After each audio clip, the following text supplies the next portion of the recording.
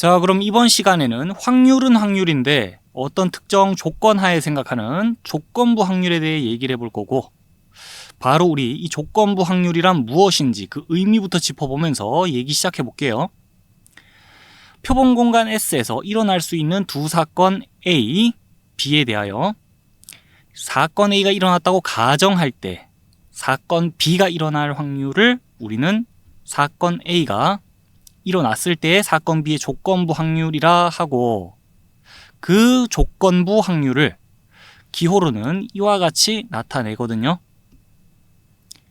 자, 이 기호가 의미하는 바가 뭐라고요?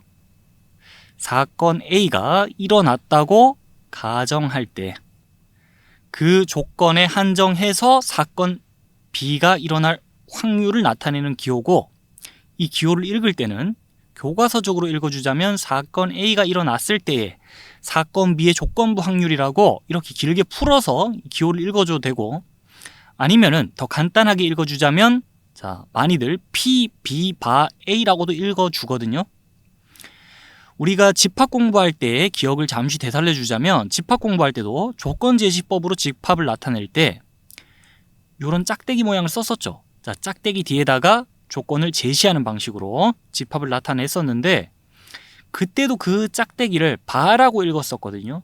지금도 이 조건으로 깔리는 사건 앞쪽에 위치한 짝대기를 그때처럼 바라고 불러주면 돼요. 그래서 이 기호를 전반적으로 그냥 P, B, 바, A 이렇게 간단히 읽어줘도 되겠다는 거. 자, 여기까지 해서 이 기호가 의미하는 바가 뭔지, 또 이 기호를 어떻게 읽어주면 될지 등등 얘기해 봤는데, 이 아래쪽에 이 조건부 확률의 계산식이 또 나와 있는데요.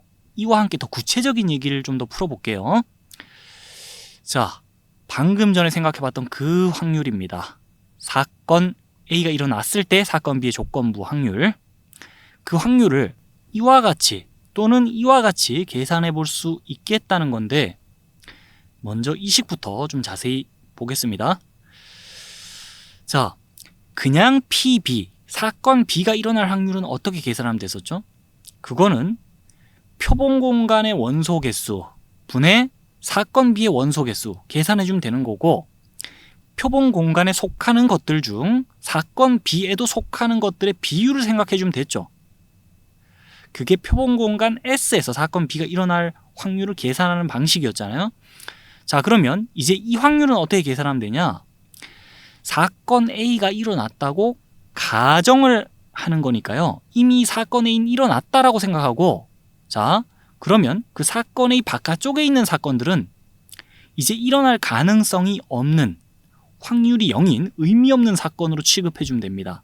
그래서 사건 A가 일어났다고 가정할 때 바로 이 벤 다이어그램으로 치면은 사건 A 바깥쪽 영역에는 관심을 꺼버리고, 사건 A를 이제 새로운 표본 공간으로 여겨주면서요, 그 새로운 표본 공간 사건 A의 원소 개수, 그 일어날 수 있는, 우리가 생각해 볼 수 있는 모든 가능한 경우의 수가 이젠 사건 A의 원소 개수가 되는 거예요. 그거 분해 그 새로운 표본 공간 안에서, 사건 A 안에서 사건 B가 일어난 경우의 수, 그 두 사건에 동시에 속하는 원소 개수를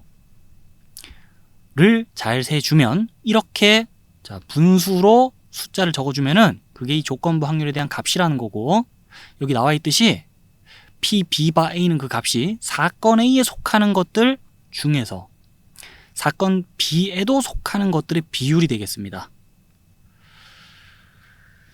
자, 정리 좀 되고 있습니까? 기존에 우리가 계산을 많이 해왔던 P, B는 표본 공간 S에서 사건 B가 일어날 확률을 계산하는 겁니다. 근데 지금 공부 중인 P, B, 바, A는요, 표본 공간을 S에서 A로 축소시켜 생각한다 봐도 되고, 아니면 새롭게 자, 표본 공간을 사건 A로 설정한다 봐도 되고, 어쨌든 사건 A에서 사건 B가 일어날 확률을 계산하는 게 P, B, 바, A예요.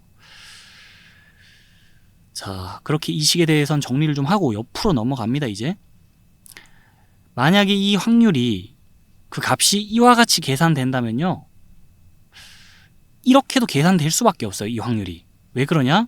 이 식에서 분모 분자를 각각 ns, 이 표본 공간의 원소 개수로 나눠준다고 하면 식이 이렇게 되거든요. 그러니까 이 확률이 값이 이와 같다면 그 값은 이와도 같을 수밖에 없어요.